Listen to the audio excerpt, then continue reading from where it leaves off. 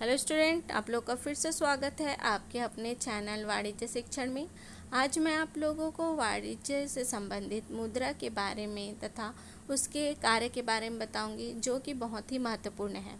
यह टॉपिक बहुत इजी है, बट इसे समझना और इसकी गहराई को समझना बहुत ही आवश्यक है। शुरू करने से पहले हमेशा की तरह यही कहना चाहूँगी, जो वीडियो को नए देख रहे हैं वे वीडियो को लाइक और चैनल को सब्सक्राइब करना ना भूलें, ताकि वाणिज्य से संबंधित जानकारियाँ आप लोगों तक कंटिन्यू पहुँचती रहें। तो चलिए आइए शुरू करते हैं मुद्रा के अर्थ से।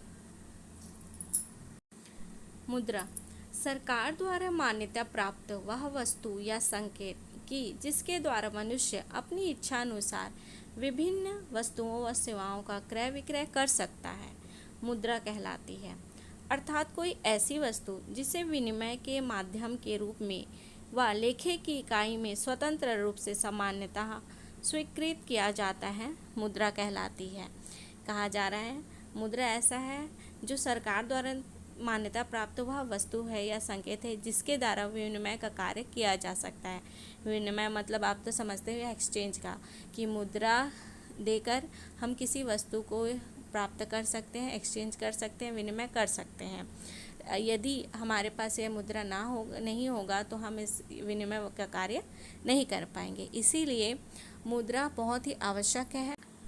परिभाषा प्रोफेसर नैप के अनुसार कोई भी वस्तु जो राज्य द्वारा मुद्रा घोषित की जाती है, मुद्रा कहलाती है। प्रोफेसर रैप का भी वही कहना है कि सरकार द्वारा यदि कोई वस्तु मुद्रा घोषित की जाती है तो वह मुद्रा कहलाएगी, और उसके द्वारा हम कोई भी कार्य कर सकते हैं। जो हमारी आवश्यकता है उससे संबंधित कोई भी कार्य हम कर सकते हैं। अब हम देखेंगे मुद्रा के कार्य।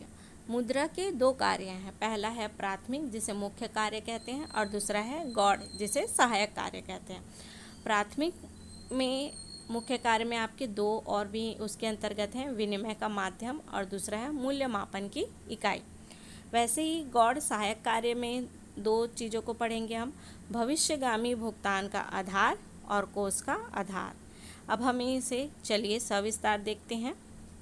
सबसे पहले हम देखेंगे प्राथमिक मुख्य कार्य, विनिमय का माध्यम। मुद्रा विनिमय का उचित माध्यम है। इसके द्वारा एक वस्तु को बेचकर दूसरी वस्तु खरीद सकते हैं। इसके प्रयोग से वस्तु विनिमय प्रणाली की कठिनाइयों का भी निवारण हो गया है। मुद्रा में सर्वमान्यता तथा क्रय शक्ति होने के कारण प्रत्येक व्यक्ति इसे अपनी वस्तु अथवा सेवा के बदले लेने के लिए तत्पर रहता है। विनिमय के बारे में आपको मैंने पहले ही बताया है कि विनिमय किसी चीज़ को देकर किसी चीज़ को प्राप्त करना, तो वैसे ही मुद्रा विनिमय का उचित माध्यम है। इसी के आधार पे कोई भी वस्तु को खरीदा या लिया बेचा जा सकता है, और इसके प्रयोग से वस्तु विनिमय की प्रणाली की कठिनाइयों का निवारण होता है। फिर है मुख्य मापन की इकाई। मुद्रा विभिन्न वस्तुओं का मूल्यांकन करने में सहायक होती है। वस्तुओं का विनिमय मुद्रा के माध्यम द्वारा होने के कारण मुद्रा उन वस्तुओं के मूल्य मापन का साधन होती है। इसमें कार्य मूल्य मापन मतलब जो वस्तु है उसके मूल्य का मापन किसके द्वारा किया जाता है, मुद्रा के ही माध्यम से किया जाता है। अब हम इसके गौड़ कार्य सहायक कार्य के बारे में आइए देखते हैं।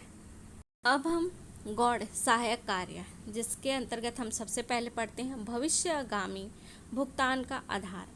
आज की संपूर्ण आर्थिक व्यवस्था साख पर आधारित है तथा उधार देते समय ब्याज की दर व भुगतान की किस्तें मुद्रा में ही निश्चित की जाती हैं, जिससे ऋणी निश्चित रहता है कि उसे कब कितनी राशि का भुगतान करना है। इस स्थिति में मुद्रा में सामान्यतः स्थिरता रहनी आवश्यक होती है। भविष्यगामी भुगतान का आधार भी किसके अंतर्गत होता है, मुद्रा के आधार पे। जब ऋणी ऋण लेता है तब उसके उधार का या फिर उस उधार पर ब्याज का, तो ये सारे कार्य किसके रूप में होता है, मुद्रा के रूप में होता है, जिससे ऋणी भी निश्चित समय के लिए फ्री रहता है। अब हम देखते हैं कोष का आधार। मुद्रा मूल्य संचय करने में सहायक प्रदान करती है। लोग भविष्य के लिए मूल्य या विनिमय शक्ति संग्रहित करना पसंद करते हैं। चूँकि मुद्रा अधिक समय तक स्थिर रूप में रहती है, इसीलिए मुद्रा के रूप में क्रय शक्ति का संचय अधिक सुविधाजनक होता है। कोष का आधार, इसमें भी कहा जा रहा है कि मुद्रा मूल्य का संचय करना बहुत ही सहायक होता है, क्योंकि भविष्य में लोग अगर मुद्रा का संचय करते हैं तो उन्हें आगे चल के उसी से उन्हें सहायता प्राप्त होगी और किसी प्रकार की कठिनाइयों का सामना नहीं करना पड़ता है। इसमें कहा जा रहा है कि मुद्रा ही ऐसा रूप है, ऐसा कार्य कराने के लिए सहायक है जो कि अब बहुत ही सहायक सिद्ध होता है। अब हम इसी प्रकार से और भी वाणिज्य से संबंधित जानकारियाँ प्राप्त करने के लिए वीडियो को लाइक और चैनल को सब्सक्राइब करना ना भूलें, ताकि वाणिज्य से संबंधित जानकारियाँ आप लोगों तक कंटिन्यू पहुँचती रहें। Thank you.